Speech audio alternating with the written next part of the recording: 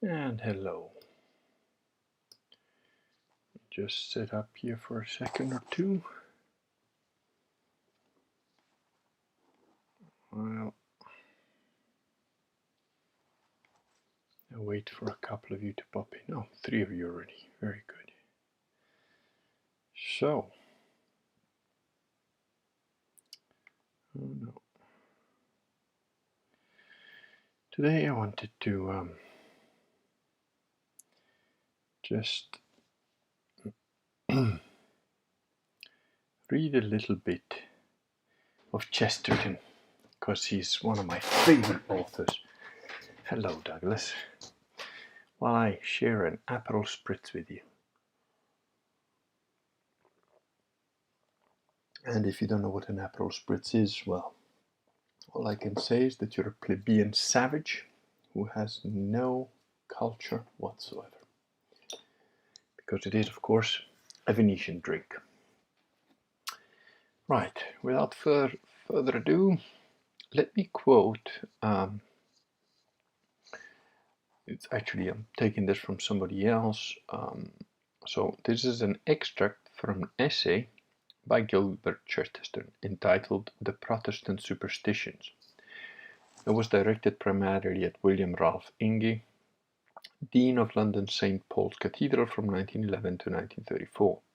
Dean Inge was a regular columnist for London's Evening Standard between 1921 and 1946, during which time he devoted much of his energy to attacking the Catholic Church. And there's a little footnote there, which footnote says that the book is called The Protestant Superstitions, The Thing, London, 1929. So that's where this comes from. And hello, Farmer Grady. You, sir, are an uncommonly wise man and a gentleman. I salute you. And that whole long takedown of that moronic Durandal, I truly salute your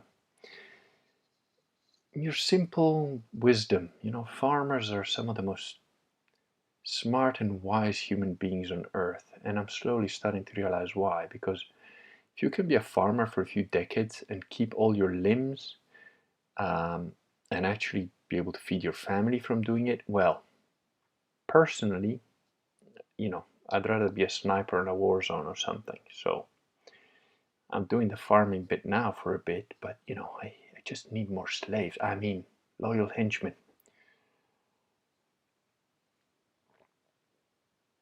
And Cordell Mitchell, I think he might have been watching that little thread as well. Ah, see, Douglas is a civilized man. He has Aperol on the shelf. And there's now 8 of you, so I think we can begin. Mind you, I think should be a couple more coming in soon. I know that on Social Galactic, also missing the High Priestess at the moment. It's not good. Anyway, who's here is here. So this is Chesterton on Protestants. I'm now beginning to read his points here. It is quite obvious that there are 3 or 4 philosophies or views of life possible to reasonable men, and to a great extent these are embodied in the great religions or in the wide field of irreligion. There is the atheist, the materialist or monist, or whatever he calls himself, who believes that all is ultimately material and all that is material is mechanical. That is emphatically a view of life, not a very bright or breezy view, but one into which it is quite possible to fit many facts of existence. Then there is the normal man with the natural religion, which accepts the general idea that the world has a design and therefore a designer, but feels the architect of the universe to be inscrutable and remote from men as from microbes. That sort of theism is perfectly sane, and is really the ancient basis of the solid, if somewhat stagnant sanity of Islam. Now, a little parenthesis here.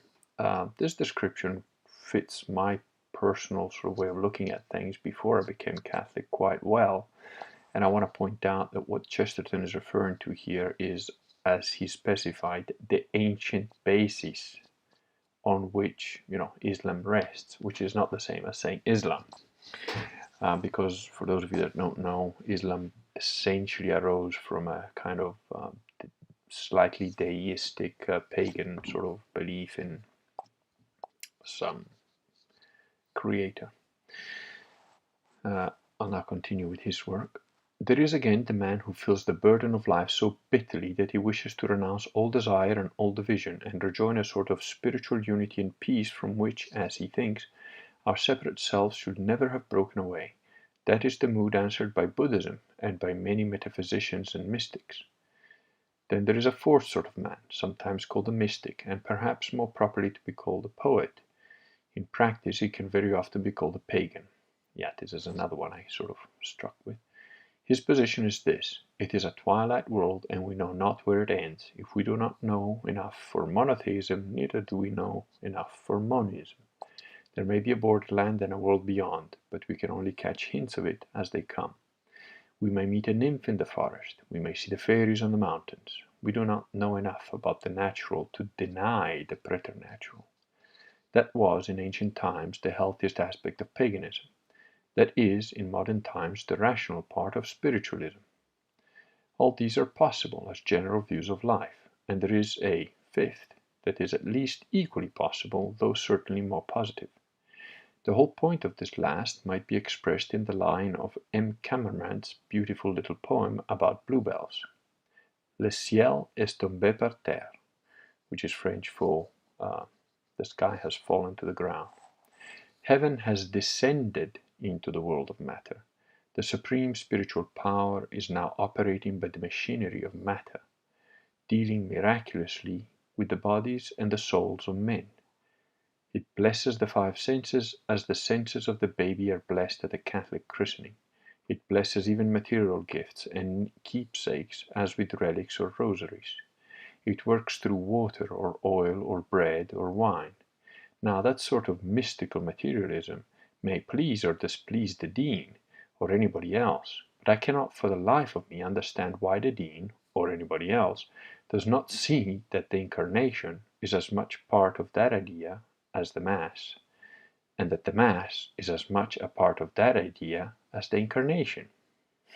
That's why I love this man. A Puritan may think it blasphemous that God should become a wafer. A Moslem thinks it is blasphemous that God should become a workman in Galilee. And he's perfectly right from his point of view, and given his primary principle. But if the Moslem has a principle, the Protestant has only a prejudice. That is, he has only a fragment, a relic, a superstition. If it be profane that the miraculous should descend to the plane of matter, then certainly Catholicism is profane, and Protestantism is profane, and Christianity is profane. Of all human creeds or concepts in that sense, Christianity is the most utterly profane. But why a man should accept a creator who was a carpenter, and then worry about holy water, why he should accept a local Protestant tradition that God was born in some particular place mentioned in the Bible merely because the Bible had been left lying about in England, and then say it is incredible that a blessing should linger on the bones of a saint, why he should accept the first and most stupendous part of the story of heaven and earth, and then furiously deny a few small but obvious deductions from it, that is a thing I do not understand. I never could understand. I have come to the conclusion that I shall never understand. I can only attribute it to superstition. And this is now the only time that I believe I've read something from Chesterton to which I personally can add something. I attribute it not just to superstition, but to indoctrination. You have to have been brainwashed as a child to believe as Protestants do. But let me also read another little piece which is truly brilliant. And this is a quote from his book Orthodoxy on courage. It's quite short, but I am going to read it because it's really brilliant. Take the case of courage. No quality has ever so much addled the brains and tangled the definitions of merely rational sages. Courage is almost a contradiction in terms. It means a strong desire to live, taking the form of a readiness to die. He that will lose his life, the same shall save it. Is not a piece of mysticism for saints and heroes. It is a piece of everyday advice for sailors or mountaineers. It might be printed in an alpine guide or a drill book. This paradox is the whole principle of courage, even of quite earthly or brutal courage. A man cut off by the sea may save his life if he will risk it on the precipice. He can only get away from death by continually stepping within an inch of it. A soldier surrounded by enemies, if he is to cut his way out, needs to combine a strong desire for living with a strange carelessness about dying. He must not merely cling to life, for then he will be a coward and will not escape. He must not merely wait for death, for then he will be a suicide and will not escape. He must seek his life in a spirit of furious indifference to it. He must desire life like water, and yet drink death like wine. No philosopher, I fancy, has ever expressed this romantic riddle with adequate lucidity, and I certainly have not done so. But Christianity has done more. It has marked the limits of it in the awful graves of the suicide and the hero, showing the distance between him who dies for the sake of living and him who dies for the sake of dying. Again, excellent. And yeah, that's GK Chesterton, and I am looking forward to reading Protestantism as seen by GK Chesterton. I don't think I'll get anything new from it, but I will certainly enjoy reading it.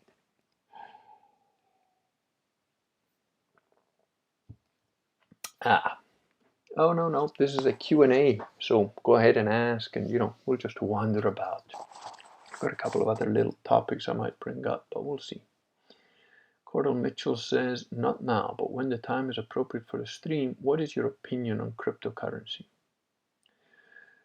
Well, cryptocurrency is vaporware.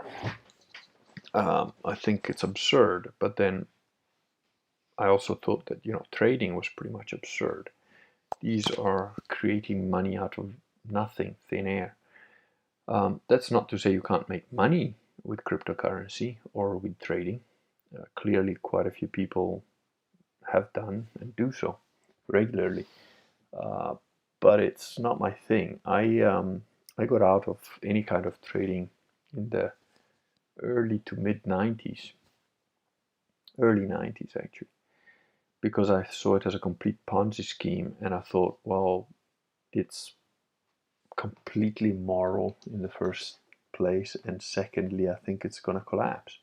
I was wrong about how long it would take to collapse. To a certain extent, I'm still wrong about it, because I thought it would definitely come crashing down by the year 2000 or so, but it took till 2008 for the big crash, and that wasn't even the really big crash. That's still coming.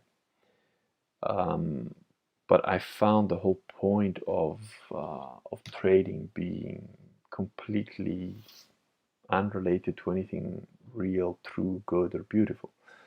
So that was also partly why I got out of it. And keep in mind, I was not a Catholic at all at that time. I discussed that concept with a guy who made a lot of money being a trader. I mean, like millionaire, super millionaire type thing.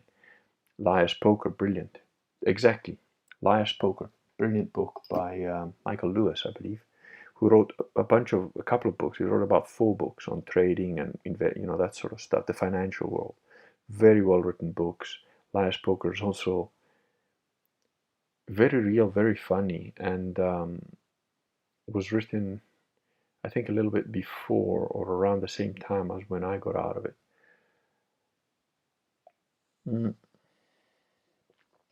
And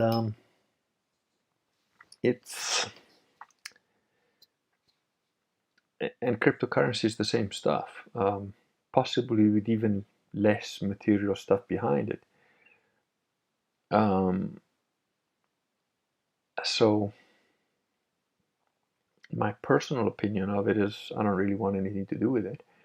I've got no objections, but of course anybody taking a different view, or I know people personally that have made quite a bit of money on it and are still making money on it. And I certainly don't see anything wrong with making money with that. If you can, good for you. I don't know enough about it. I'm not interested enough about it. I don't have enough time to look into it. Uh, at at most, I suppose I could, give some money to somebody who does do it and say, hey, here's X amount of money. Let me know if how it works out. I might do that, but yeah, it's not really my thing. So don't really have a thought on it very much. Saramer, does one need the Eucharist to be saved? Well, essentially, yes, because if you're not Catholic, you're outside of the Catholic Church, you're going straight to hell. Video 148 will give you more. Krampus Aurelius, hello, cheers indeed.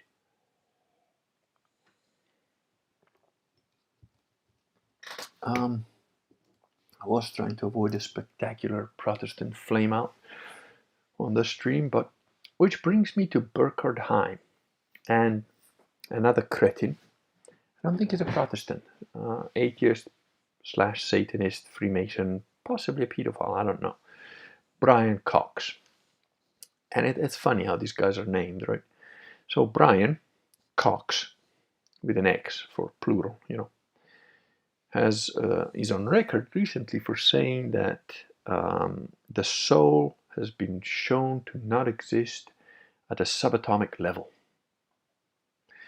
which is roughly the equivalent of saying that, hamburgers have been shown not to exist because of the color purple. They're about as relevant to each other.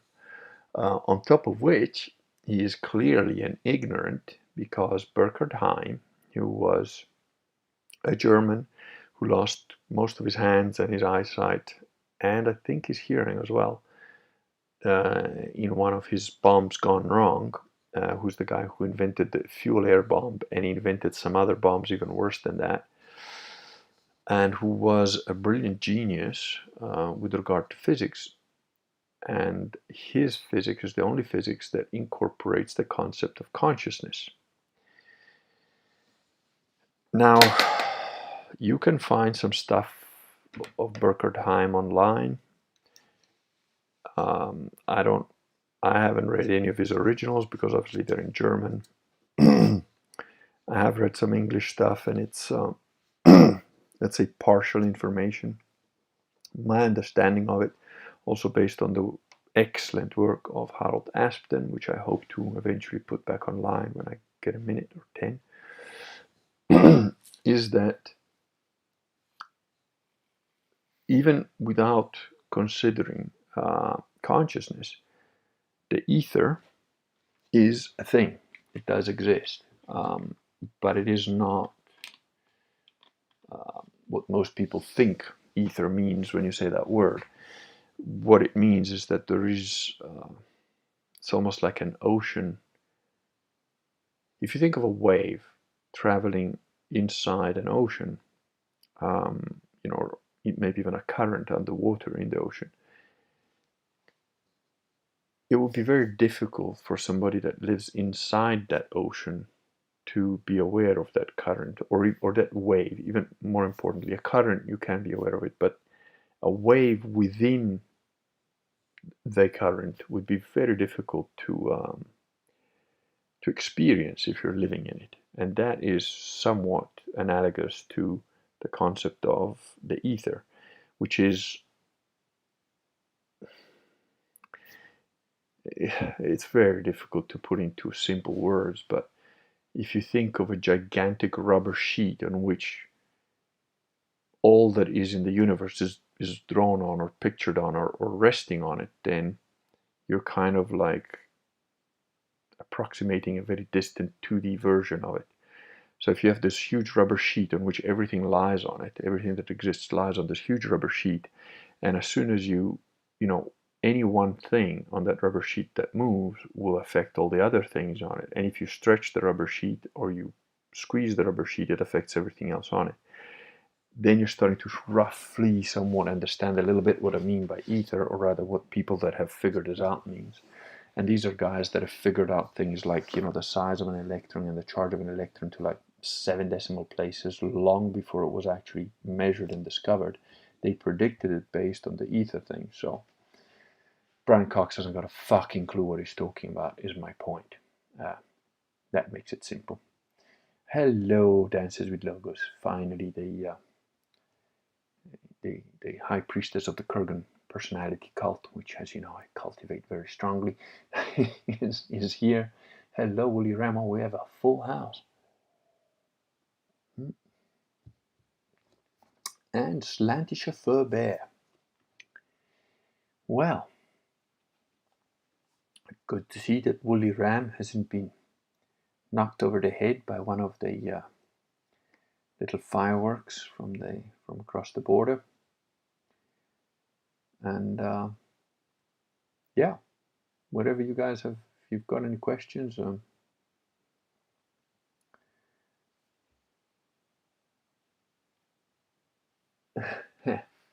Christopher replies to Sadamer quite well. I think that's a good response. If you do not have a way of receiving communion and you're truly devout, God would understand. If you purposely miss communion out of laziness, probably not. Yeah, I was thinking more along, you don't even believe in the Eucharist because you're a Protestant kind of line, but you know, whatever. Okay, so what was another one of the little topics I had in the back of my mind? I'm trying to think if there was anything in the room that reminds me of it. Oh, I think I've discussed this before about, since we're on the Brian Cox and how he's a complete moron, I'll just do a quick recap of my theory of boxes, which is quite a simple theory, but I think it works quite well. So, you know, in Catholic thought, and I'm just going to draw a little picture here because it's always useful to have graphics to explain stuff. Now, there we go. Here, you see, this is what we look like from God's perspective, in my opinion. See, there's three little circles, right? They're all different colors, but they're all the same size, approximately, all right? So from God's perspective, we're all unique, but we're all equal. You know, that's what our soul looks like, I think. But now, the difference is that some souls have got a few boxes, and other souls have got a bunch of boxes around it. And so here you see the three souls have got three different situations. So you see here you've got a few boxes around this soul. That's got a lot of boxes, and that's got medium amount. A lot of boxes, medium amount, a lot of boxes.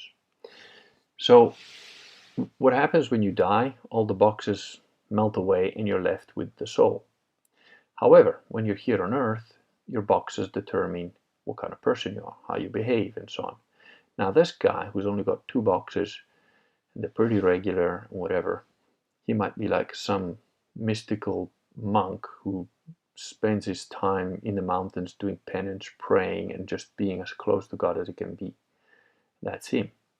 This guy here, you know, your average person with a bunch of personalities, issues, wrong beliefs, bad behavior, whatever. And over here, you've got your average psychotic trader, you know, serial killer, or complete pedophile, or some other weird shit. And the more boxes you have, the further away you are from God, because the more crap you've got to filter through before your soul gets some kind of inkling about what's really going on. And, you know, the purpose of relationships, in my opinion, is to knock some of these boxes off. And there is quite a lot of psychological evidence that that is in fact what we do when we meet somebody, when we're attracted to someone. We very often pick someone whose boxes remind us of the boxes that we encountered when we were growing up. Like our primary carers will have had some boxes that exhibited certain behaviors, usually traumatic ones, and then we try to recreate that whole setup so that if we can make it work out, then this time our trauma is healed and we feel better. Now, in a good relationship, you start to knock each other's boxes off, which can be quite a painful process. Usually is a very painful process. And the bigger boxes you have and the more boxes you have, the more painful it is. Because the further away you are from God and truth and beauty, and so when you get a box knocked off, you feel like, oh my God, you just cut my arm off. Well, nah, it's just one of your shitty behaviors that needs to go. So there you go. That's my theory of boxes. And that's why a good relationship is one that challenges you continuously through life. Now, hopefully, if you knock off enough boxes, you've got enough soul connection that, you know, the process becomes more enjoyable over time. So the most difficult parts are the early parts. The late parts, down the line, when you're two old people, you should be having even more fun, enjoying each other's company even more, enjoying all sorts of things with each other even more. Christopher says, what do you think is a good investment to get into before the economy collapses? Land, physical property. Barring that, possibly gold, but you need to be able to protect your gold with lead. So again, it depends what scale you're talking about. You know, you're a young guy, so you'd want to invest in something that you can recoup on. And land is a pretty good, you know, even if you have to hold on to that land for years, it will generally only appreciate in price. I bought some land when I was in my 20s after I wrote the first book. And, you know, it took about 20 years or so, but that land was worth 10 times what I paid for it. Of course, you've got inflation and all that to take into account, but it's still a big increase. Yes, it took 20 years, but, you know.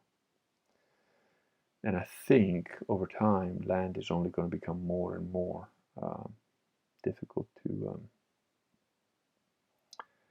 acquire and more expensive. Woolly Ram. Oh, Chris asks, Woolly Ram, I'm doing an assignment about business practices in Israel for school. Any tips? The only tip I can give you is what a Jewish guy I used to work with used to tell me, which is like, you know what's the easiest way to become a millionaire in Israel? Go there with 3 million. And then after about a month, you'll be only a millionaire. So, hello, Chad. How are you doing, sir? Another brave fighter on the dark streets of Social Galactic. Aaron Brown. The true soldier fights not because he has what is in front of him, but because he loves what is behind him. Exactly right. And I define that person not even as a soldier, but as a warrior, because a soldier is somebody who takes orders from somebody to fight for reasons that are not his own. A warrior does what he does because he chooses it.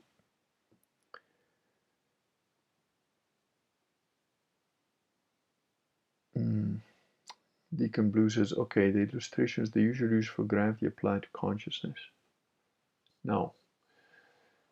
Consciousness, so if we're going back to the rubber sheet with the marbles on it and whatever, consciousness you could think of as something that exists above, below, around the whole rubber sheet and everything else in it.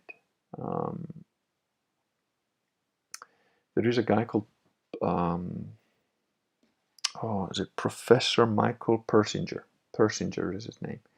He's done a video called No More Secrets. It's about 2 hours long if it's still on YouTube, where he describes how telepathy works. And he's figured out something about the natural frequency of the Van Allen belts and some other stuff. And his theory holds water. The experiments they've done, of course, are repeatable. I've experienced some of that stuff myself, so I know it's true and it works. As for the accuracy of his theory of how telepathy works, I think he's onto something, but I still think that he's thinking about it in a purely mechanistic way, which is not, to quote Shakespeare, or paraphrase rather, because I don't remember the exact quote, there are more philosophies in heaven and earth, Horatio, than, there are more truths or something like that, or mysteries in heaven and earth than in your philosophy, Horatio. And that's exactly the case. When you consider that there have been multiple really well documented cases of wormholes spontaneously appearing. The most well documented one I remember is of this guy who was flying his plane from somewhere to Florida, I think. A trip that usually takes about 2.5 hours took him like 20 minutes or something, 45 minutes, something like that, which is impossible with the plane that he had, or even with a Learjet. It was just impossible. And yet he entered this like green cloud type thing, and then he popped out on the other side, and he thought the time was wrong. He thought he blacked out, because it was like, what the hell happened? But because it was a plane, he had the exact time that he took off from the tower where he set off from, and the exact time that he lands already appeared above the tower in Florida. And even the tower in Florida was like, but we got told that you left at such and such a time. What the hell are you doing here now? And he's like, I did leave at such and such a time. That's not the only case. There are other cases of some Russian people in the mountains coming across this sort of phenomenon. Now, a wormhole, according to classical physics, of a meter across would require that a planet the size of Jupiter gets converted to energy. Keep in mind that 1 gram of matter converted to energy, if you convert it to energy that, like joules that can feed calories or whatever, that can feed a human, 1 gram would feed 26,500 people for a year. So to create a wormhole that's a meter across, about this big, that would take the conversion of the entire planet of Jupiter into energy. That is using classical physics. Now, clearly, something else, there's another way, obviously, to create wormholes if these experiences have happened, and they're bigger than 1 meter across because they took a whole plane there. So when you talk about consciousness, that is on a very, I would say it's not even, it's almost like a different plane to the, if we're using the 2D rubber sheet structure, then consciousness is like a parallel air layer on top of the rubber, which is even more difficult to conceive of or measure or see.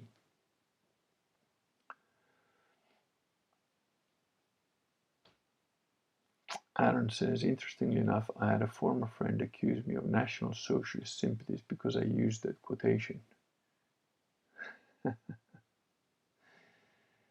Well, the ignorance of people, the historical ignorance of people is quite astonishing. Willie Ram says business in Israel is very much like all around the Mediterranean, unreliable and untimely, but you will eventually get what you agreed on. Perhaps, if you're Jewish. Carl Nordstrom says, is there a way to cultivate the ability for telepathy? I had a very strong experience of short-range telepathy a few weeks back. Well, if you read my book, Systema, I teach you in there, I explain it, and there's a video on it.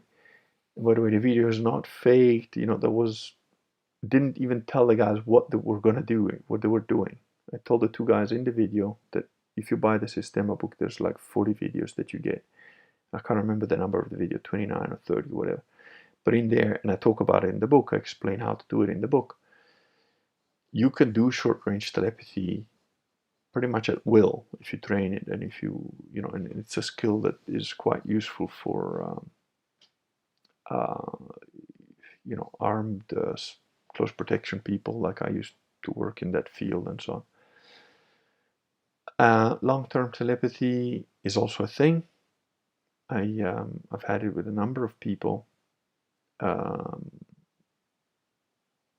yeah, there's usually an emotional element to it, but not always.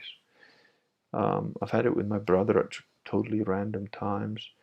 I have it with like I've had it with probably most likely with women that I was involved with, or that there was some kind of affinity with.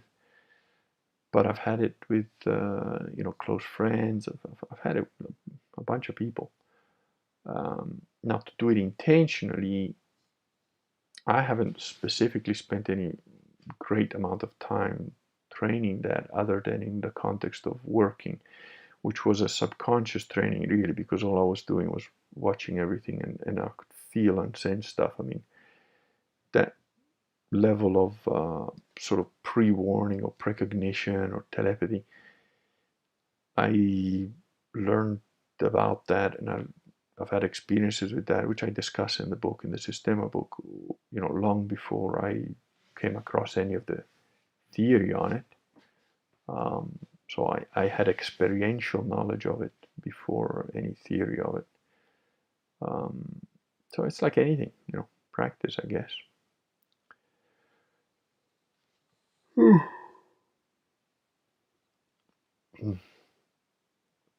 Wally Ram says, unless you have a need of something specific that only Israeli companies can supply, leave well enough alone. Indeed, sage advice.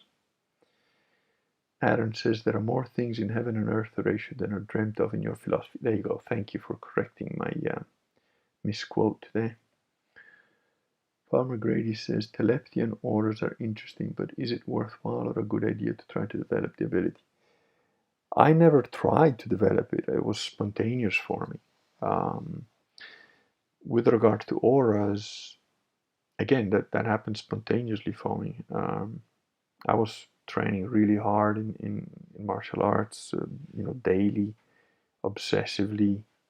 I was, I'm a pretty intense character. So when you do that sort of thing, which is, martial arts is, I read somewhere that one of the reasons that the guy who originally wrote the comic book, The Matrix, from which the two freaks that are trannies now made the film, said like he picked martial arts because it's the closest thing that links the physical to the spiritual.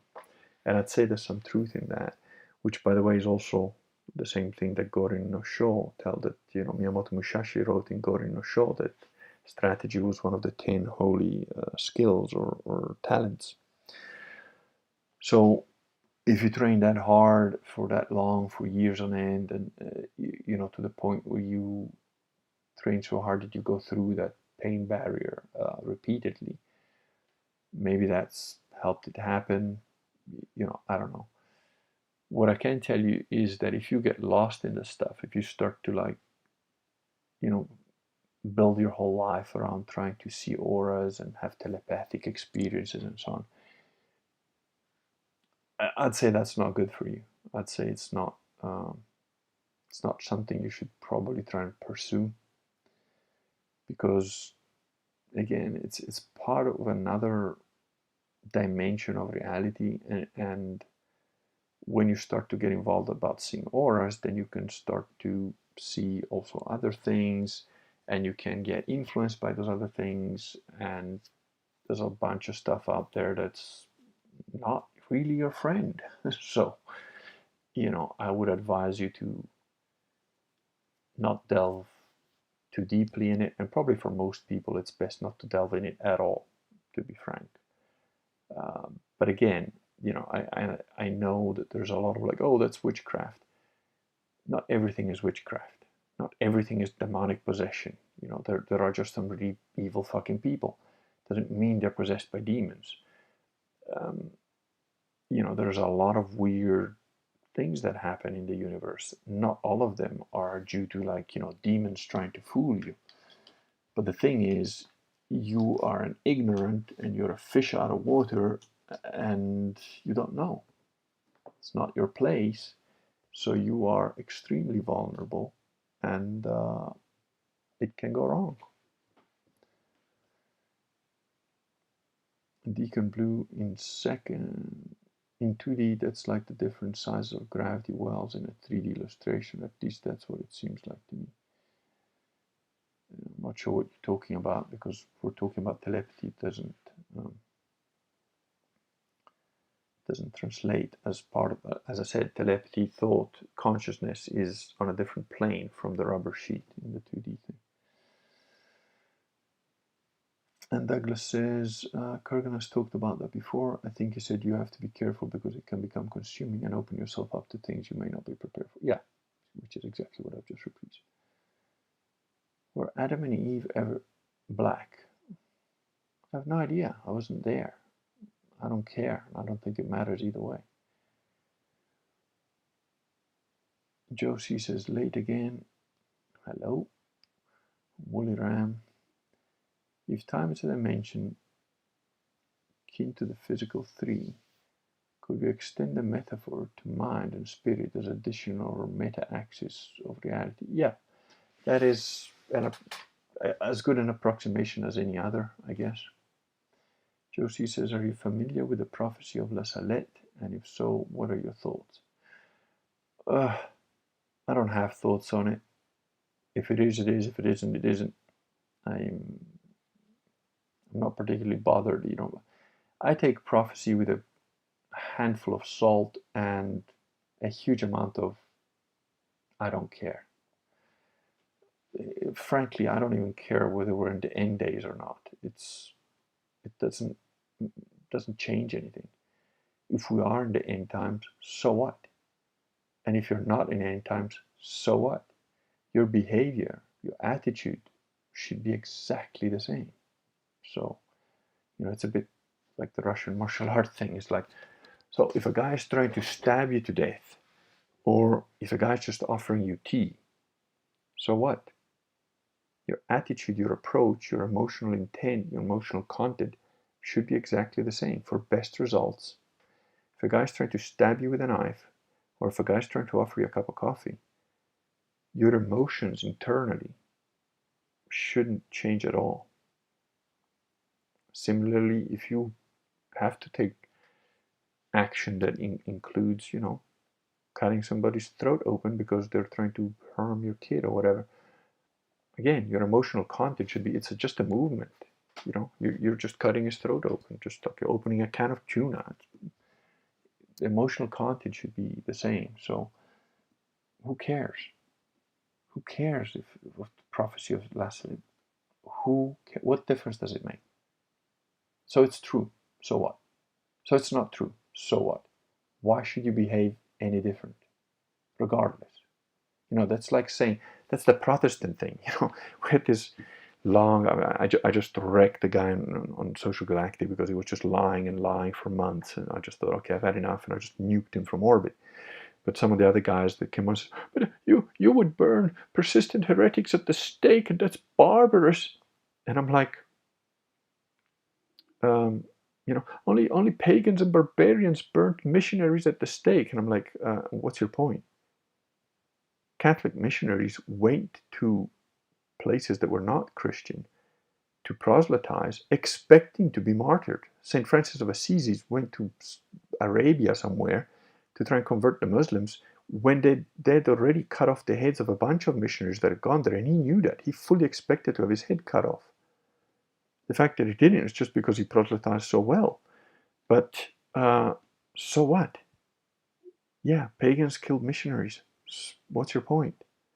If you're going to be a persistent heretic in my Kurganet, you get burnt at the stake.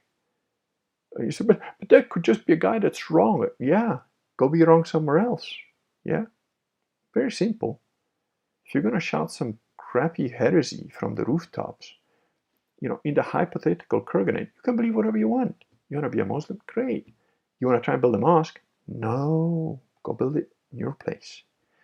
You want to, you know, shout from the rooftop that Catholics worship Mary? No. You want to believe that quietly in the privacy of your own home? No one's going to bug you. The minute you try and proselytize that stuff, you're going to get a knock at the door from the Inquisition. And then they're going to say, we have proof that you've been saying this. You now have two options. Repent publicly on your knees and never ever do it again, or burn at the stake. You don't want to burn at the stake? Don't do that shit. Go do it somewhere else, right? And this guy was like, oh, but that is barbarous and it's obscene and you're burning fellow Christians. Well, first of all, you're not paying attention.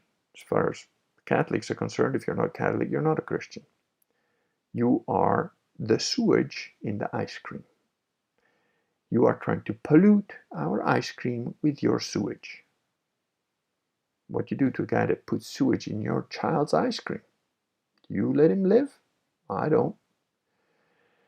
He said, but that is unconscionable. I said, well, he said, and why should it be burning at the stake? And I said, well, because we're charitable. If you're burning at the stake for a couple of hours, it gives you time to contemplate hell, possibly repent of your sin, truly atone, and therefore enter into purgatory instead of hell. It's a charitable thing that we're doing. And if you think it's barbarous, guess what? You've answered your own question. Why should that be the punishment? You've answered your own questions. You know who will not be in the Kurganate? You know who will not come there? You know who will not blaspheme there? You. You and people like you. But you're allowing that kind of shit to happen is why you guys, you Protestants, have got, trans lesbian pastors. And you know what? If in Texas you believe in Bob the transgender real pastor of Jesus Christ and you want to believe that, do it in Texas. Don't do it in the Kurganate. The Kurganate is still small, but one day, we're hoping it will take over the world. And Catholicism does not force anybody to become Catholic. We're not Muslims. You don't have to become Catholic. Just don't you dare blaspheme where it's within the borders of our theologically led state. Yeah. It's not difficult. Adam Broughton, more Chesterton, the act of defending any of the cardinal virtues as today all the exhilaration of a vice, a defense of humanities.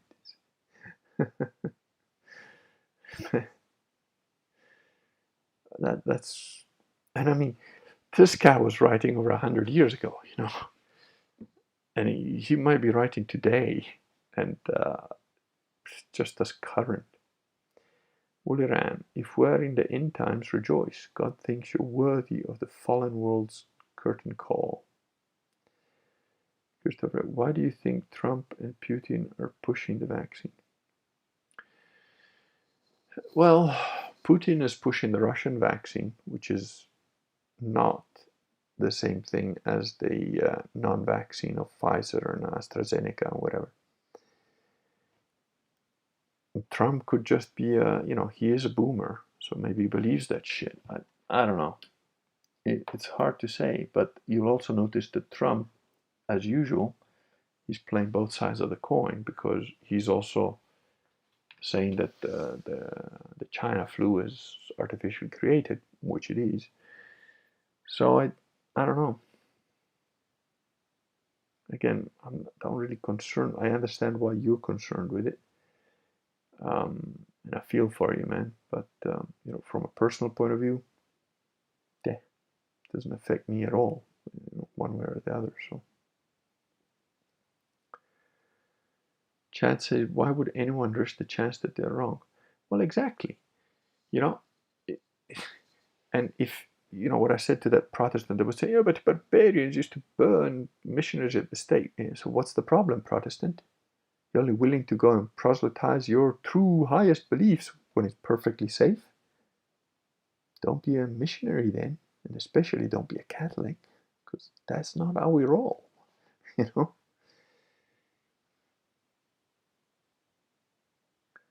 There you go. Aaron says, I don't tolerate even a drop of poison in my children's food. That means I'm a big meanie to the poisonous guild. But that's their problem. Exactly. Why should I tolerate your nonsense? No. And you see, this again goes to prove that Protestants don't really believe any, like Anne Barnard says, they don't believe any of that bullshit, you know.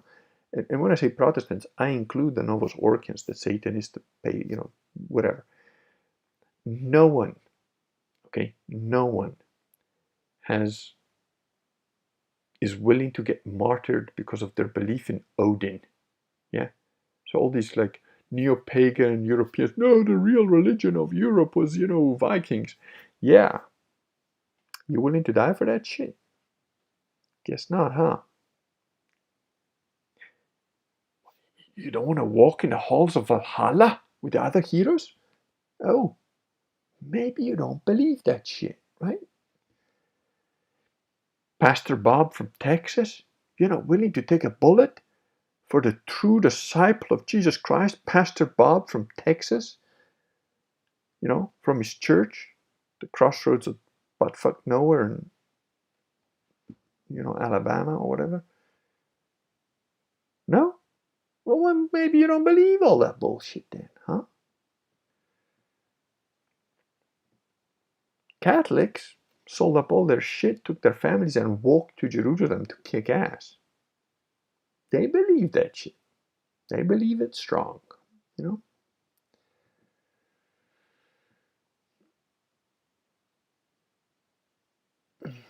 Deacon Blue says, Our Lady of La Salette and Our Lady of Good Success are both worthwhile prophecies to study. Why?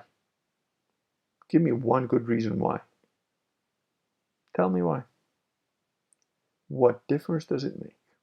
Go on, Deacon Blue. Gonna wait for your answer.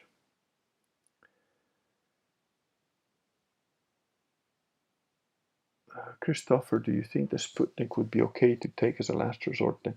I'd certainly take the Sputnik before I take any one of the other ones. If I had to take one, and I can't imagine a situation where, you know, maybe it can happen, but I struggle to think of a situation where I would choose to take the vaccine instead of, you know, reloading or you know, fix bayonet if I'm out of ammo. But yeah, if I had to, and I understand why you're asking me the question, I'll definitely go for the Sputnik more than any of the other ones. Absolutely. That's my personal opinion, and you know, I haven't researched this stuff to the nth degree, but I've researched enough that would, you know, if you put them all in front of me and you're right, you have to take one of them, I'd definitely pick the Sputnik right now, as I am.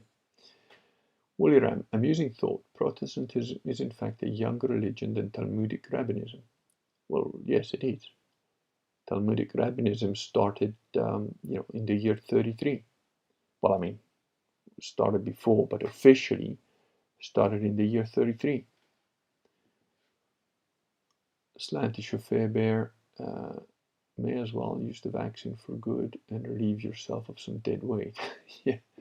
Yeah, that is, I did think that, a bit grim, but yeah.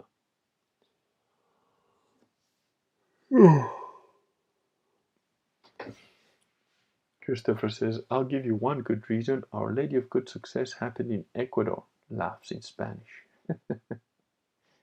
I'm guessing that's sarcasm. Deacon Blue says, I've helped some discouraged people see that this is all under God's control by showing them prophecies. No, I don't think you have. I think you've just kind of sold them a bill of goods because, again, it goes to your faith.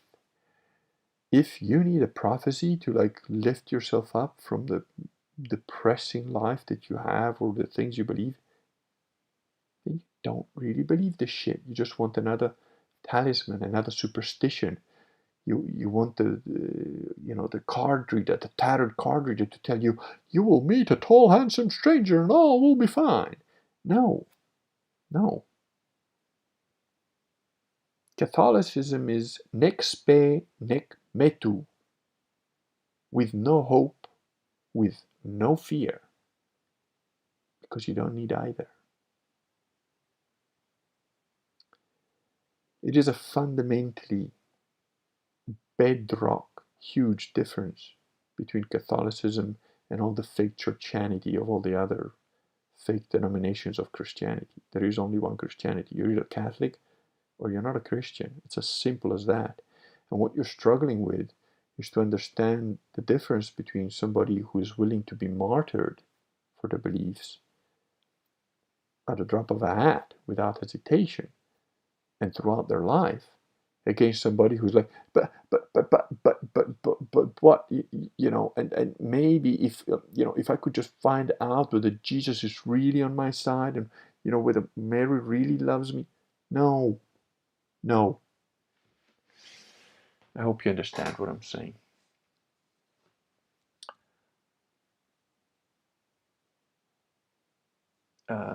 Seramer says, how do you go to church during Vatican II? Well, just because I remember the link easier. If you go to canon188.com, so it's written canon with one N, CANON, and then the number 188.com. I think it's on the first post or somewhere there. They've got a link to luxvera.org where you can find where all the last remaining real Catholic churches are that do a proper Mass. So find one of those that's nearest you and make a plan to go there. Some people invite the priests over to their place or to a place where they can hold a Mass together. And, real Catholic priests, the Sedeprivation, Sedevacantist priests, they travel hard, they travel a lot. And again, I would remind you of, say, the year 300. How many churches were around the world? What if you had heard the speeches of one of the apostles, but you lived in, I don't know, modern day France, and it had just only got to Rome? You start to behave like a Christian. You start to behave like a Catholic. You try and get yourself baptized as best you can. You try and go to attend Mass, even if it's only once in your life. I mean, the guys who went to Jerusalem, the Crusaders, most of those guys, they only had one Mass a year where they took the Eucharist, So if they could manage, so can you. Douglas Jones says, today my company announced people who do not get the not vax will be publicly outed and have some of their benefits removed. Good thing I have already started job search. These people are insane. Douglas, here's a quick point for you. You could let them know that if they force you to get the vaccine, they are personally liable for anything that goes wrong with that vaccine. The companies that give you the vaccine have been immune from prosecution or reparations, call it, by the government. But the companies have not been. The insurance companies will have to pay out, because if they force you to take a vaccine as a condition of employment, they're forcing on you some experimental medical stuff. They're then liable. And the other thing is that if they're publicly out you, they are breaking privacy laws. I don't know where you live, but I believe in the States that's good enough to sue the shit out of them. Dilo says we need a shirt with that saying. What saying is that, Dilo? Because, I know a guy. I know a guy by the name of MacLeod. And he'll do what I tell him. Because you know what happens otherwise to MacLeods. What saying were you referring to? And yes, Douglas, we're all praying for you. Wally says, yeah, I'm still seeing people in masks walking in the streets, and even people that are skeptical of the not vax have taken it for convenience. Oh yeah, plenty of those. My wife is literally talking to somebody on a daily basis that's like, what? You fucking took it? You're welcome, Saramer, and I guess you're pretty new to the Kurgan stream, but videos 1 and 2 give you a bit of... videos 1 and 2, my videos are all numbered, so find video 1 and 2, and they're slightly out of order. They appear around video 7, I think, because they were posted later, but they're short videos. They should give you the basics of Catholicism. Aaron says, living in America as a Catholic is not unlike living in America as a Premier League fan. The word Christian means something completely different to everyone around me, just like football. That's a very good analogy. Very well put, yeah. Especially as a Catholic and not a Bergoglian, follower of Moloch and the vicar of pedophiles on earth. And Douglas says, yes, they are. They use our evil legal system to skirt the requirements. On privacy laws, yes, they are. And companies in the USA will pay dearly for this. Yeah, and you know what? Find yourself a good lawyer. Lawyer up first. That's what I did when I was working for a German company that was just doing all sorts of wrong shit. I first went to find a lawyer. I told him what I was going to do. And yeah, I did what I was going to do. They fired me and then they paid me a shitload of money. So, you know, it's just remember the Kurganate will accept American refugees as long as they pass the Inquisition. That is, of course, due for anybody to enter the Kurganate. Will you teach the Crusaders guarding the wall system? Yes. I've been a little bit slacking at the moment because, well, not slacking, we're just so busy doing other stuff. But I do impart seeds of principles, and then I, poke at them from many different sides in terms of getting them to start thinking the right way, because a lot of it has to do with neurology. Oh, right. Nec spe nec metu. It's Latin. It's Latin for no hope, no fear. But yeah, that is a good point.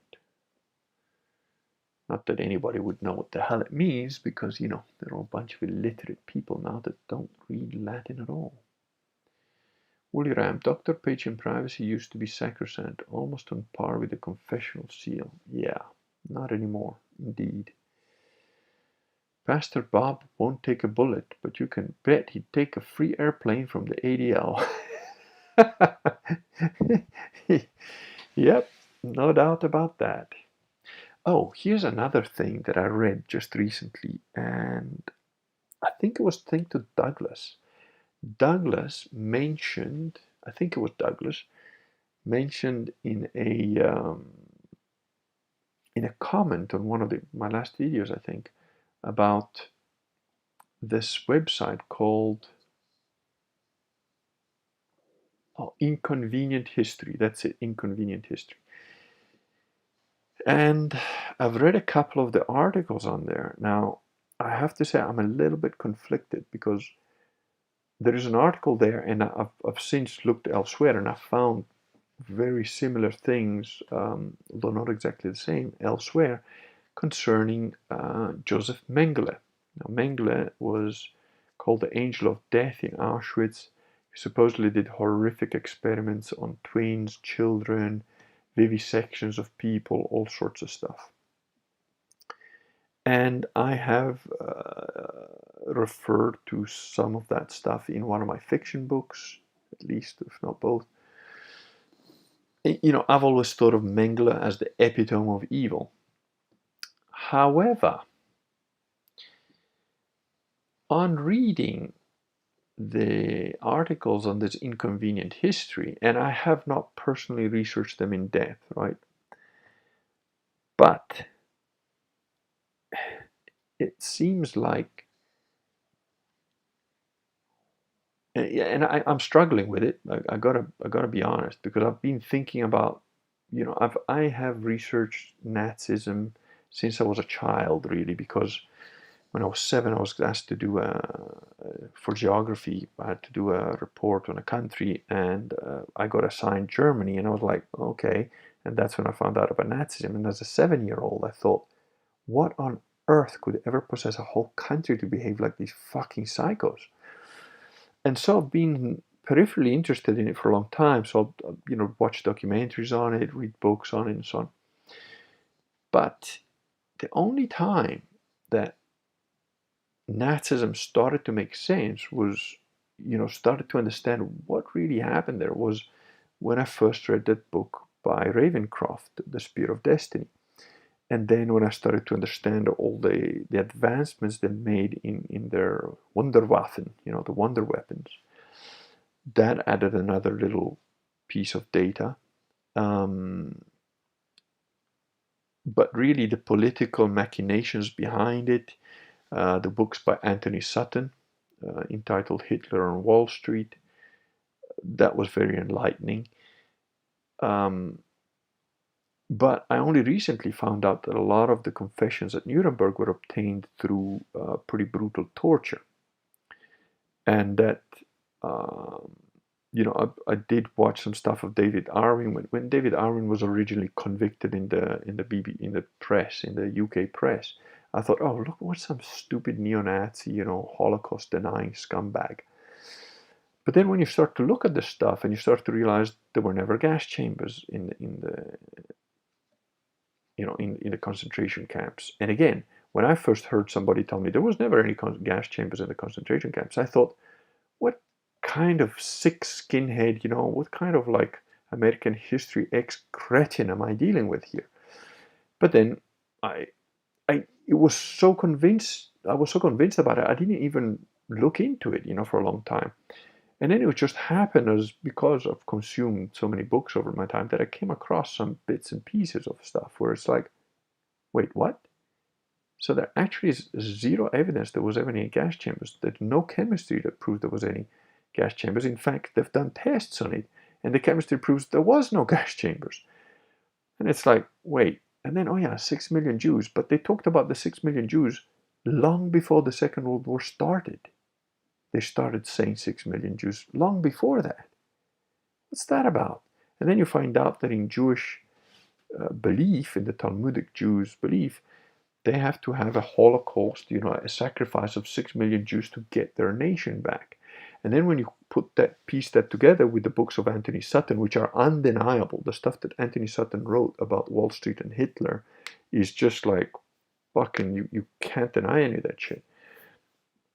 And no one has. No one has refuted any of the things that he's done. He's been on TV saying, 30 years later, saying, well, I've written my books and not a single person, they all vilify me and call me this and that and the other, but not a single person has produced one fact that counters any of the things that I've presented, because they're there, they're documented, they're real, and you can check for yourself. So when you piece these things together, it starts to look like, the whole point of one of the points of the Second World War was to create the State of Israel, and they kind of succeeded at it. And then you look at the actual numbers, and it's like there's absolutely no fucking way that they killed 6 million Jews. And what is the estimates? There was, again, at that Inconvenient History, there's an article where they talk about that. It's one of the articles. I've read several since. I've seen a 2-hour video by David Irving, which is very interesting. And because of my, let's say, ability to read people, call it that, I think David Irving is an honest guy, and he's not like some neo-Nazi that says, oh, the Nazis were all good. None of these Holocaust deniers are people that are saying, oh, the Nazis were really just good guys with nice blonde hair and blue eyes. No, they accept, they admit there was, horrific shit happened, that there was camps, that the Nazis did some really evil, nasty, bad shit. But there's also been a lot of fabrication. There's been a lot of accusations that was just not real. And one of these things is that Mengele possibly never hurt anybody, and in fact might have been instrumental in trying to save as many people as possible under his care, particularly children, particularly twins. And I don't know what to believe. I haven't looked into it enough. But the point is that it's very interesting exercise to do to read the stuff anyways, because it's like it shows you your own prejudices, whatever the truth is. I don't know what the truth is on this particular point, but it shows you how ingrained the belief is that Mengele must have been an evil bastard. But if I then objectively look at why I think that, I don't actually have enough data, enough information that tells me why that is. It's indoctrination. I've been told that since I was a kid. I believe the documentary that said he was. But what actual proof, what documented evidence do we have that he did any of these things? And do we have documented evidence that seems to counter this? Well, actually, yeah. There's the numbers of Holocaust survivors is huge. It's millions.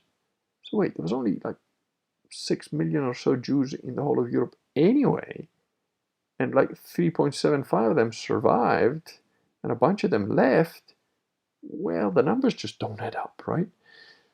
So it is very, very interesting to question your presuppositions. Of course, not to the point where you start to think that the Earth is flat. Then you're a fucking moron, because you can check that for yourself. Or thinking that the shadow of the moon cannot be smaller than the moon. Yeah, I've done a video on that. It's like 7 minutes long or something. Yeah. So, when I say question your presuppositions, that doesn't mean that you abandon logic, reason, and fucking common sense. Quite the opposite.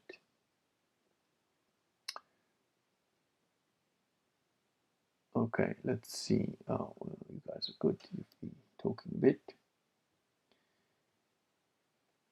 Where were we? Right. Deacon Blue. So Aaron Brown was responding to Deacon Blue, who said that Pastor Bob would not take a bullet for you, but would take a free plane ride from the ADL. And Aaron Brown added, or a ride on Epstein's Lolita Express. Yes. Alice16 says, I'd buy that shirt. If they can't read it, it's their problem. Exactly. Deacon Blue, in my experience, the just Christian prods are mostly prophecy freaks discouraged because they wouldn't whisk away in 88 or 2018. Catholic prophecies wake them up by matching current things. Okay. Yeah, I get what you're saying. Yeah, okay. Fine, I don't know. Maybe you'll get to convert some of them, but I don't know that they would actually be real converts, if you know what I mean. They'd still be churchians, just calling themselves Catholics. That'd probably just fit into an Novus Ordo just fine, Woolly Ram. Oh, Douglas says, Woolly Ram, it's all for sale here in the USA. Considering that I believe you're an American, Douglas, that is a very perceptive and honest view. That is in fact exactly how I've seen Americans deal with the world in business. Obviously, not every American. There's some really good people there, but generally speaking, in America, it's all for sale and it's all for show and it's all plastic and big blustery, and then it fucking breaks and it doesn't work, and it's really no better than fucking China. They just got better PR, Wooly Ram says, I absorbed some Latin from D&D and fantasy video games. Yeah. And Deacon Blue says, you said it, Aaron, and beg for a second ride on the Lolita Express. And Wooly Ram says, one of my favorite is Vae Victis. I think you better translate that. Doug says, to me, yes, it is difficult to find the truth or even a near approximation of the truth on that topic. Yeah, but I'm finding enough crumbs to it to begin, and it is a monumental task because, like I said, I've consumed a lot of, shall we say, Nazi approved propaganda, propaganda approved concerning who and what the Nazis were.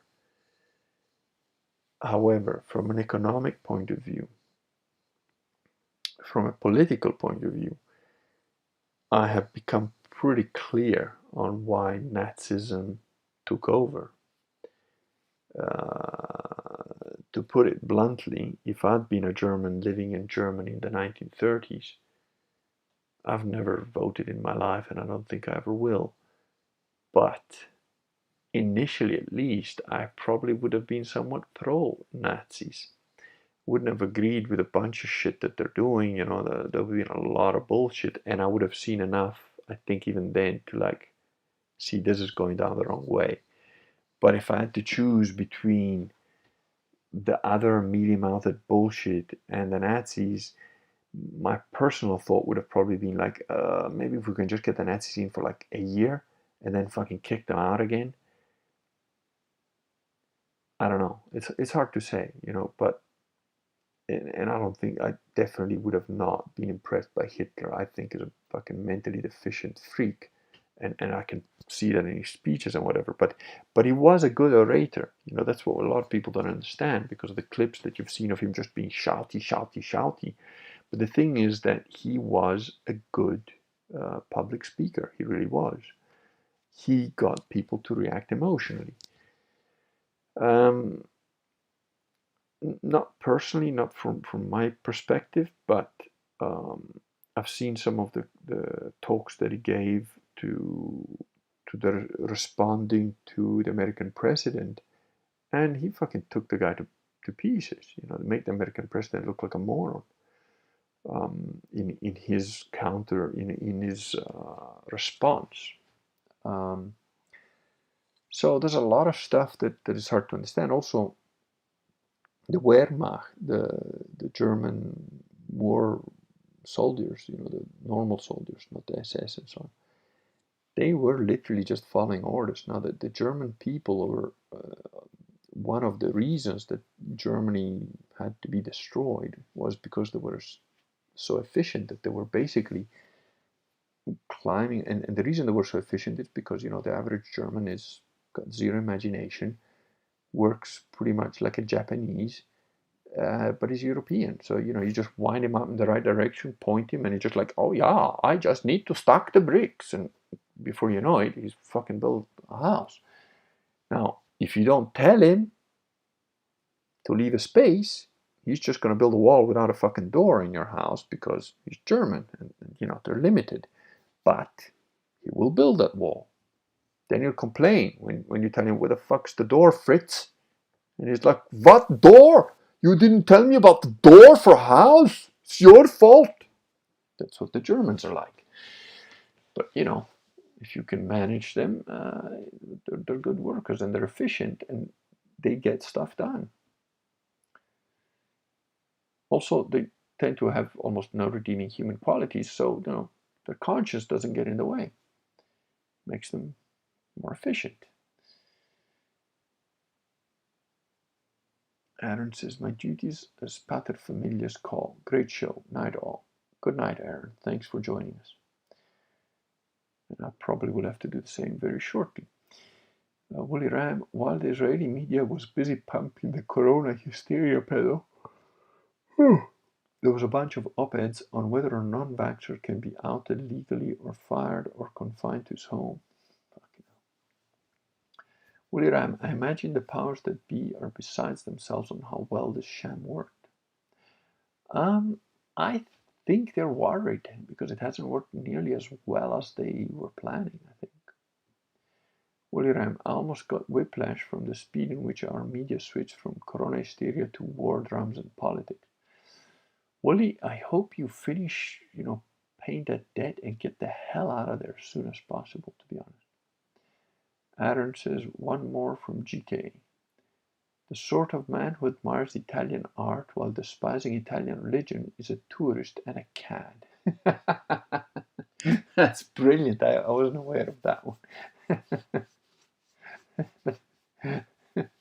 Admires Italian art while despising Italian religion is a tourist and a cad. That's brilliant. That's very good. Saramer says, it's telling how the Satanists are obsessed with putting the Austrian in his place. It is indeed. Willy Ram, if I wasn't living, though, it would. Oh, Douglas says that if I wasn't living through it, I wouldn't believe the stupidity. Yeah, sadly, I'm not surprised by the stupidity. A little bit more cynical than you are, probably a bit older as well, so. Wooly Ram, now they're drip feeding op-eds on giving the not-vax to 12 to 16-year-old kids. Yeah, fucking hell. Pray for my daughter, people. Sermer. Since the 19th century, yeah. Chris says, did the Jews use the Nazis as fodder? The Jews used also the Jews as fodder. The Jews will use their own people as fodder. I've seen it. I worked as a bodyguard for a supposedly very orthodox Jewish family who was doing a Ponzi scheme. Now, I didn't know they were doing a Ponzi scheme at first. And as soon as in fact, before I found out that's what they were doing, I dropped them and I said, no, I'm working for you fuckers anymore. Catch all the bullets yourselves, thanks. But they were using other Jews to get other Jews. They were using Jews to get, who also weren't in on the scam. They were using Jews and financing Jews to get them, to get other Jews to buy into the Ponzi scheme. And you know, the little fucker that was doing this, he ran off from South Africa with 65 million rand. Most of it stolen from other Jews. You know, they will fuck each other just as much as they fuck anyone else. It's quite astonishing.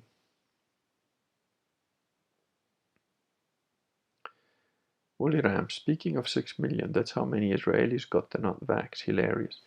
See, but Woolly, that makes me think, because apparently it really is their belief that you have to have these 6 million sacrificial lambs from the Jewish world to have the Messiah, their Messiah, arrive. So, if they know that, you know, World War II only like 250,000 or 800,000 or whatever, under a million anyway, if they know that that wasn't really it, maybe they're saying, oh, we've got to do a better job this time around. You know, we got to really get 6 million now. Possibly, I don't know. Just a thought. Deacon Blue. Oh, our parish now has Latin Mass on Sunday evenings. Bishops said they couldn't do every Mass in Latin, but can over time switch to most in Latin with the Spanish, English, and Sunday evening. Chipping at Orco. But are they? Is it an una cum Mass or a non-una cum? Non-una cum means that they do not mention the name of the fake Pope in the Mass. If it is a una cum, which means that they link the fake satanistic pedophile protector to the Mass, then it is a blasphemy and an abomination, whether it's in Latin or not. Douglas says, you've got to be kidding. What about the 6 million? No, I don't think he's kidding.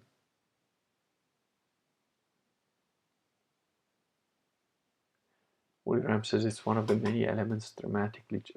Douglas says, yeah, the 6 million. I mean, I believe you. It's just incredible. And Wooly says it's one of the many elements dramatically changing my worldview. Talmudic Judaism is nothing to be messed with. It's really pretty hardcore. Seramer says that they did the same with Quisling, put him in the place of Judas, a new religion. Yeah. I don't know. I know who Quisling was. He was supposedly the traitorous scumbag, and I don't know. Again, it's so difficult to get to the bottom of what really happened in the Second World War that it's quite hard.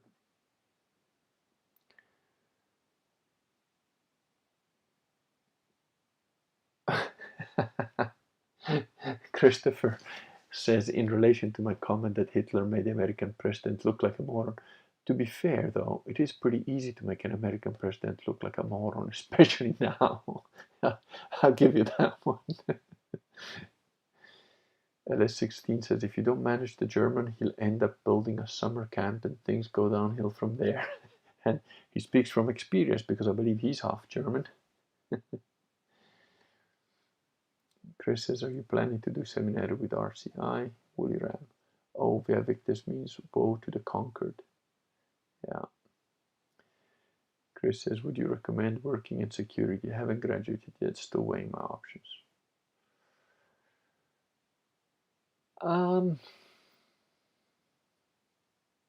You're a young guy. If you've got the aptitude for it, I'd say yes, for one simple reason. You get access to a shitload of weapons, and if you're good, you get to know things a little bit before everybody else. In terms of bad shit that's going to happen, you get to know a little bit more. You also, if you get good, will have access to people with power, money, and knowledge. And if the shit hits the fan, it's good to be on the right, on those people's good side, or at least to be physically close to them. Because guess what? If the shit really hits the fan, money, gold, big houses, and fast cars don't mean jack shit. Copper jacketed lead means everything. And if you're working in security properly, you've got plenty of that.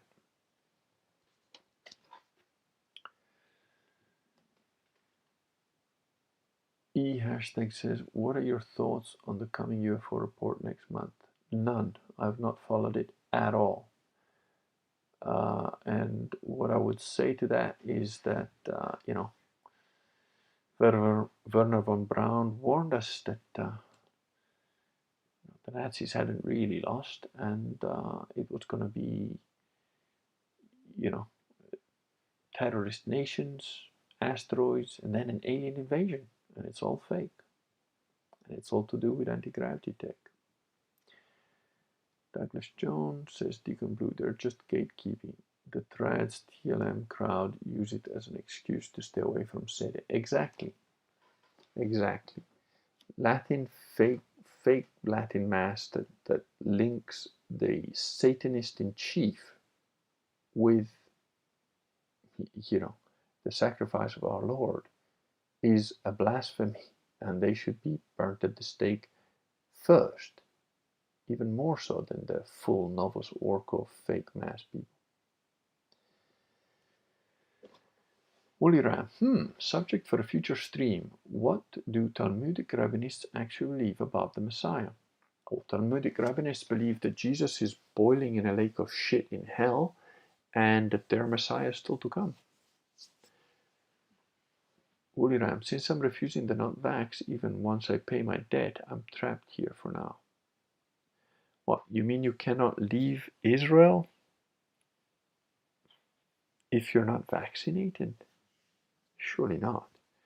You should be able to leave just on the fact that you've got a negative, because surely the important point is where you're going to.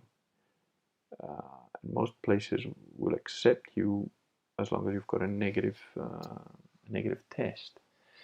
Although I do want to tell you people that I've come across a PDF document that says that the PCR tests are putting like a DARPA gel in your head that forms some kind of artificial structure, crystalline structure that is then attacks your pineal gland and is susceptible to electromagnetic waves of some kind. But invermectin wipes it out, and the saliva of somebody who has the COVID antibodies also disrupts it. I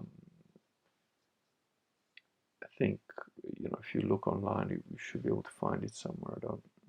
It was tests that were done on this in a Slovakian hospital. So if you use DuckDuckGo or whatever and go and look for Slovakian hospital crystallize DARPA gel. DARPA is DARPA gel, GEL. You should find something.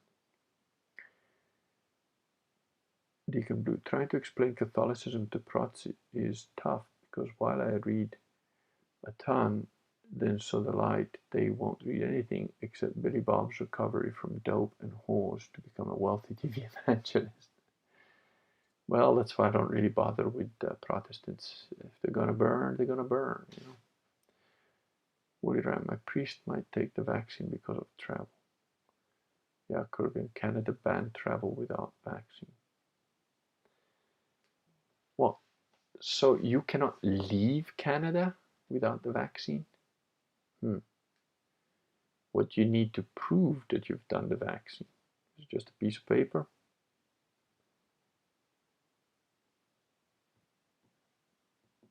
And Wooly says he doesn't envy him. Christopher, people coming in don't know about people coming out. Wait, say that again, Chris. People coming in don't know about people coming out. So the people who come to Canada who don't have a vaccine cannot go back without a vaccine. Is that what you're saying? Deacon Blue. But there's a guy in Canada who's just walking through the airport, says, you don't have to do any of this. I don't comply, I don't comply. And he just films himself doing it, and he goes fucking through everything. So it can't be that bad. Deacon Blue, interesting perspective, Douglas Jones. I'm going to give it a think. The priest at our parish preaches against Vatican II, but others are upset over fewer people coming. The bishop seems like an arbitrator. Yeah, but you know, that's like Tate Jones. I mean, sorry, Tate Marshall. You know, Taylor Marshall, Emma Jones, and Michelle Vorish. They're all like, "Hey, Bergoglio is bad. Vatican II is bad." Do you denounce everything connected to Vatican II? Do you denounce Roncalli, Montini, Wojtyla? No, no, no. Oh, you're still teaching Vatican II? You're a heretic scumbag, and you're not a Catholic.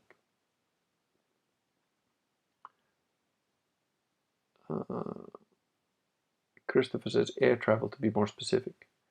No, people cannot come into Canada if you do not have a vaccine. Air travel, well, you know, there's more than one way to get out of Canada. You don't have to travel by air. You can cross the border by car and get into the States, get to Alaska, whatever. Use a boat. I'm sure there's a way to get out of there. Charter a boat if you have to.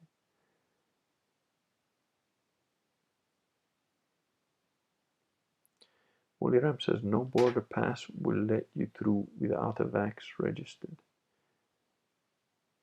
So wait, so no one in Israel can leave Israel unless they've been vaccinated? Is that what you're telling me? Are you 100% sure about that? Because if you're just looking at the media will tell you all sorts of bullshit. But then if you actually do certain things, and I've experienced this myself when the media was telling me that, oh, you'd have to do this and that when you go through France, when you get to Italy. None of that shit was real. I just drove through all the way and no one even asked me to see the passport. So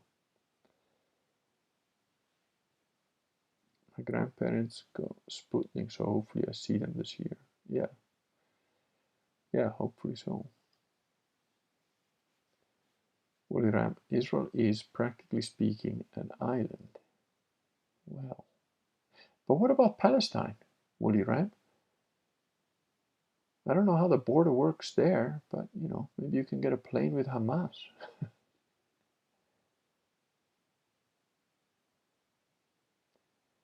Christopher says, no, I'm pretty sure I can leave, just not come in without it. Okay, so that's better than what I was thinking. Few entry-exit points, all monitored. I'm not talking about leaving, clandestinely. I'm talking about leaving, saying, fuck you, I'm not taking a vaccine, and I'm leaving this country. I don't know that they can force you to take a vaccine. I don't know the laws in Israel. Israel is a weird country, so maybe, but there's gotta be a way, Willie. Where there's a will, there's a way. You're just gonna have to, be a stowaway on somebody's yacht. I guess it'll have to be a big yacht because you're not a tiny guy. All right, well, it is super late here, so I think I'm gonna say goodnight. I'm gonna have a little prayer for all you guys stuck in gay countries like Canada and Israel, and yeah.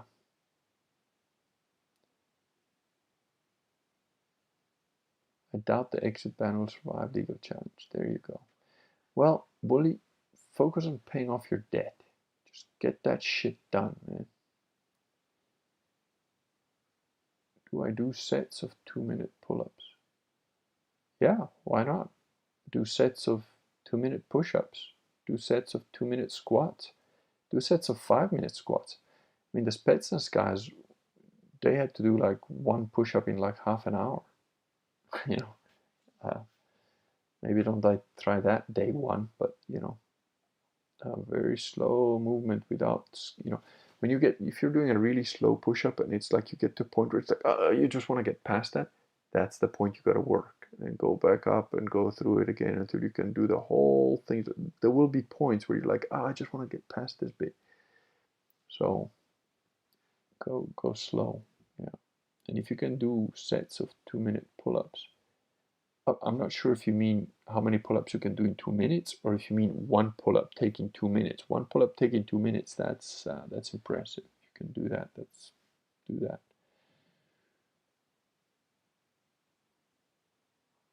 Cordell says, well, if you can find a way to East Central Illinois, you can crash at my place. Yeah, Wooly says, I'm sure there is a way. I'll find it when the time comes. Exactly. Maybe before the time comes. Wooly, there's a thought. You know, I mean, if they're allowing all those Syrian refugees, you're coming from the same sort of area, you know, you're the same kind of people, Semites. I'm sure Turkey will take you in as a good refugee. No, but yeah, don't worry too much, guys. There's always, where there's a will, there's a way. We know that you mean it seriously, Cordell, and we all think the same way. You know, if Wooly gets out, just got to get himself baptized and then get inquisitioned, and you know, he can be the new priest of the Kurganate once he's finished his seminary work, his seminary studies. Okay. Pardon me. Good night all. Thank you all for being here on such short notice as usual. I hope you've enjoyed it. I certainly have. Buenas noches, and God bless you all.